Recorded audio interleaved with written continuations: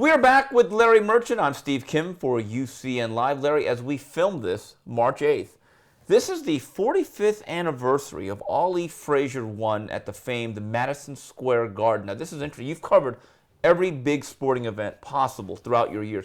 And you say to this, that's not just the biggest or most memorable boxing match. That's the most memorable sporting event you've ever been to.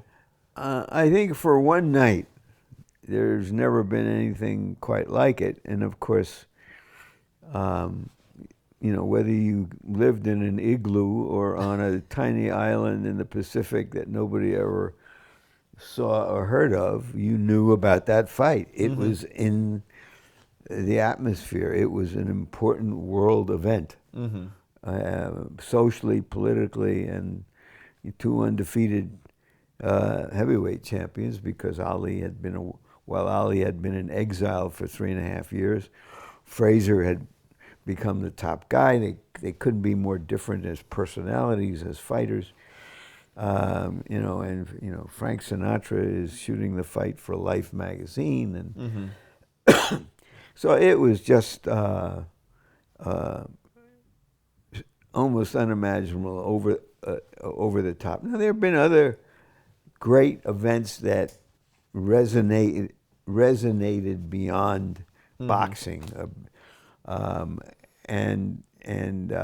but in my time, that was certainly the biggest. Well, Larry, you were actually at the letdown of the century, as you like to call it, May 2nd, Pacquiao-Mayweather. Did it make you chuckle when you heard certain people say this is the biggest fight in the history of boxing, given the fact you were at Ali Frazier won? Well, economically, it was. I mean, because of modern communications, because it did catch fire as a big event that again transcended boxing and attracted a lot of people who remember their fathers and grandfathers talking about watching boxing, right, and wanted to see what it was all about. Unfortunately, it then turned out to be the worst thing possible, because when you invite folks to a party and it's not a good party, it's not likely they're to come back for the next one. Yeah, it's worse than bad French dip. Larry, but that's what's lost about Ali Frazier, the first fight. I know everyone remembers the thriller in Manila. The first chapter of Ali Frazier, that was also a damn good fight, though, wasn't it? Oh, it was, you know, the expectations couldn't be higher. And the fight exceeded expectations in terms of its drama, in terms of the changes that happened in the fight. And you can almost remember every second of the fight. Larry, as you're watching this fight, did it become evident to you that at ringside that Ali didn't have quite the legs he did, let's say, when he was facing Cleveland Williams and Ernie Terrell? I think it's true that Ali, after being in exile for 3.5 years, had 2 fights. Jerry Quarry and Oscar Bonavena, both very good fighters, both guys he stopped. But that as he was closer to 30, and the Frazier was the kind of a guy I used to call a truth machine. He'd find out the truth about what shape you were in and whether you still had the goods. But let's remember something. Joe Frazier gave such an extraordinary effort in that fight, because he took fierce punishment, more than Ali, I believe. That he was in the hospital for more than a week after that fight, trying to recover from the fight. Nothing broken, nothing that he operated on, just because he had used up all the fluids of life in that fight. And he was never the same. Right. Larry, when you're watching this 15th round, Frazier seems to be coming out of a starting block or shot out of a cannon with the left hook. Ali comes thudding down to the canvas. How surprised were you that Ali rose as quickly as he did? Well, having seen Ali for so many years, nothing that happened could surprise you about him. What which it was all summarized by Angelo Dundee, his trainer, who said afterwards, he was out when he was hit. Mm-hmm. He was up when his ass hit the floor. Mm-hmm. And what he was saying was that Ali had that rare combination of tremendous skill and determination, cojones, heart. He just wouldn't be knocked out. Mm-hmm. And that's how he survived that punch after a long, hard, tough fight. Larry, what were your personal emotions when Ali was ruled the loser? Frazier gets his hand raised in victory. You're a Philadelphia guy. A well-known fact, you were actually part of the management crew of Frazier, but you're also very close with Ali. What were you going through that night post-fight?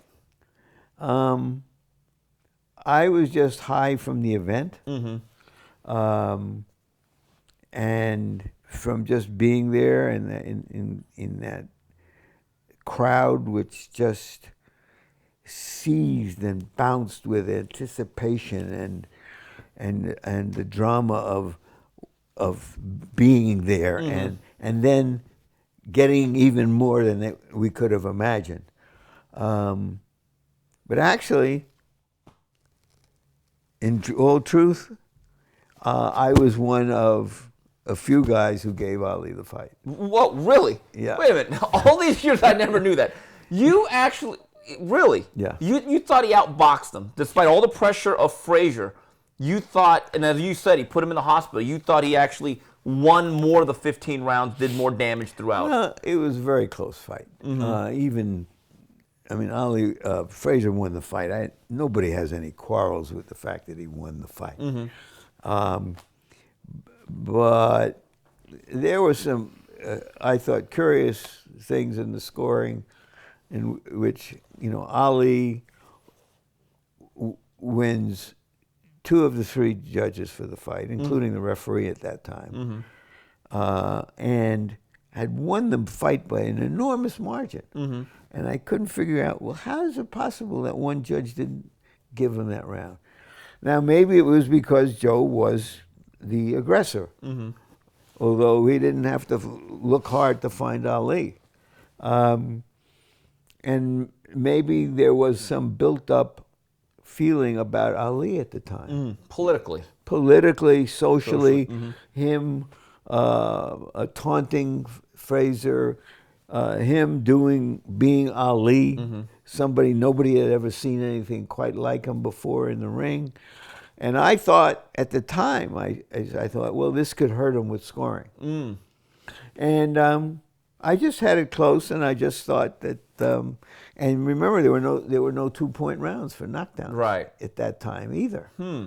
So there were a few people who had it that way, but nobody complained, and nobody should have complained, and Frazier won the fight. But it was that kind of a fight, I think. Larry Merchant joins us right here. Larry, it's your scorecard. You were there ringside. I wasn't. Larry, a guy that was ringside many times, and a gentleman that, to me, one of the great moments was growing up in the 80s, and it was a summer tradition watching Wimbledon. One Bud Collins recently passed away. Also wrote very well about boxing. What were some of your remembrances of Bud Collins? Well, Bud was a young sports writer, columnist from Boston when I was a young sports writer, columnist from Philadelphia and New York, and our paths would cross.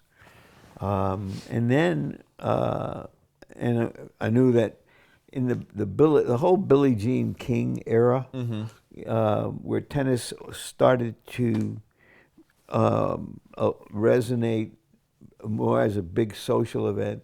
So I saw more of Bud. I saw him at the U.S. Opens and stuff in New York.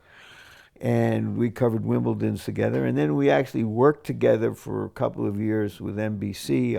I was with NBC as a kind of roving reporter when he was doing some commentary. So I knew Bud well. He was, I like to say we're all one of a kind, but he was more so. And played tennis with him across the street from the All England Club on grass, and he played barefoot. And he was a real good tennis player. He could have played one-footed and beat me.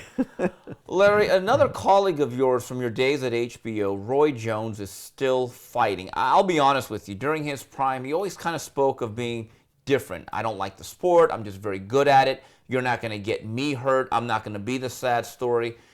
But in many respects, I don't want to say it's a sad story. He's still fighting. He has become that archetype of the fighter who doesn't seemingly know that it's over.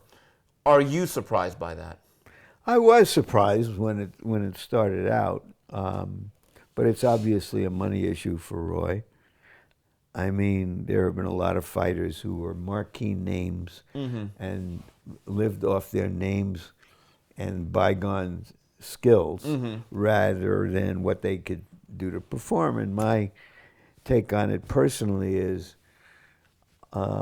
if they can pass physicals, rigorous physicals, and they're allowed to fight and they want to fight, they can. And if I don't want to watch them, I don't have to. But Roy has taken it to another dimension to when he became a Russian citizen to continue onward and downward. Well, that's it for this edition with Larry Merchant. We come back with more.